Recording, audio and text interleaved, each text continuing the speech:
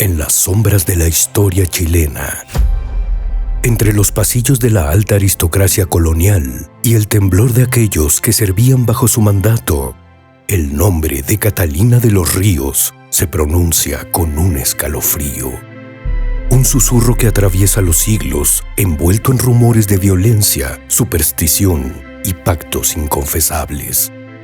Dicen que su cabello rojo fuego era la marca de un destino sellado, un presagio de lo que sería su vida, pasión y castigo, poder y condena.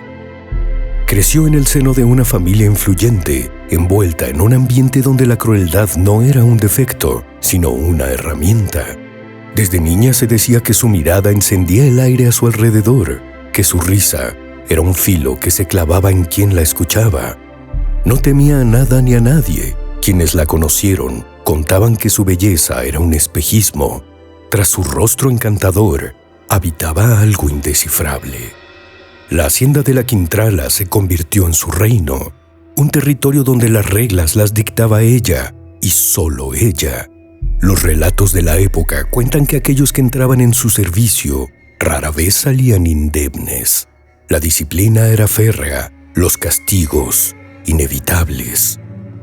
Historias de noches donde los muros temblaban con gritos sofocados, donde los corredores se volvían testigos de hechos que pocos se atrevían a describir. Algunos decían haber visto figuras errantes vagar entre los jardines, almas atrapadas en un sitio donde el tiempo se había detenido. Pero el poder no solo residía en el látigo o en la sangre que corría por sus venas. Catalina poseía algo más, algo intangible.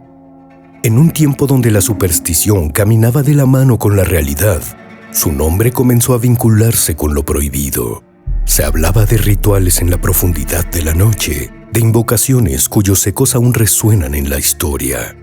Un pacto sellado en la penumbra, un precio que nadie podía comprender del todo. La leyenda se alimentó del miedo y la admiración que inspiraba, de los susurros que corrían de boca en boca en los mercados, en las plazas, en las iglesias. Dicen que con la misma intensidad con la que castigaba, también seducía. Hombres poderosos cayeron bajo su influjo, atraídos y aterrados por partes iguales. Algunos desaparecieron de la escena, otros simplemente se desvanecieron. Nadie osaba señalarla. En una sociedad donde las apariencias lo eran todo, su presencia era un recordatorio de que el verdadero dominio no estaba en las leyes, sino en la voluntad de quien se atreviera a doblegarlas. Los años avanzaron, pero ella parecía inmutable. Su reflejo en los espejos no mostraba el paso del tiempo. Su belleza persistía, su dominio no flaqueaba. Aquellos que conocían las antiguas historias comenzaron a preguntarse qué había dado a cambio por tal longevidad. Un pacto es un pacto, y ningún acuerdo con lo desconocido es eterno. Cuando finalmente la vida decidió reclamar lo suyo, la tierra pareció contener el aliento. No hubo redención, no hubo confesión, solo un último deseo convertido en advertencia. Se dice que antes de exhalar su último aliento, Catalina dejó caer una maldición sobre su hogar, un juramento de que su esencia jamás abandonaría aquel sitio. Y así ha sido. La casa donde reinó por décadas se perdió con el tiempo, pero las historias persisten.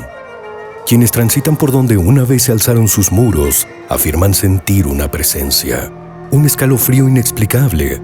Algunos aseguran haber escuchado su risa en el viento, una melodía lejana que se disuelve antes de ser comprendida. Pero el verdadero testimonio de su legado se encuentra en su tumba, una lápida que no es solo una piedra y polvo, sino un umbral entre el ayer y el hoy. Hay quienes afirman que aquellos que osan perturbar su descanso son perseguidos por sombras sin forma, por susurros que reptan en la oscuridad. Y si aún queda duda de su poder, basta con mirar los ojos de quienes han visitado su sepulcro y han salido de allí con la certeza de que Catalina de los Ríos nunca se fue del todo. No todas las historias mueren con sus protagonistas. Algunas, como la de la Quintrala, se convierten en un eco eterno, un relato que se niega a desvanecerse. porque hay nombres que están condenados a ser pronunciados una y otra vez, hasta que el último susurro se apague en la sombra, o hasta que ella decida volver a cobrar su precio.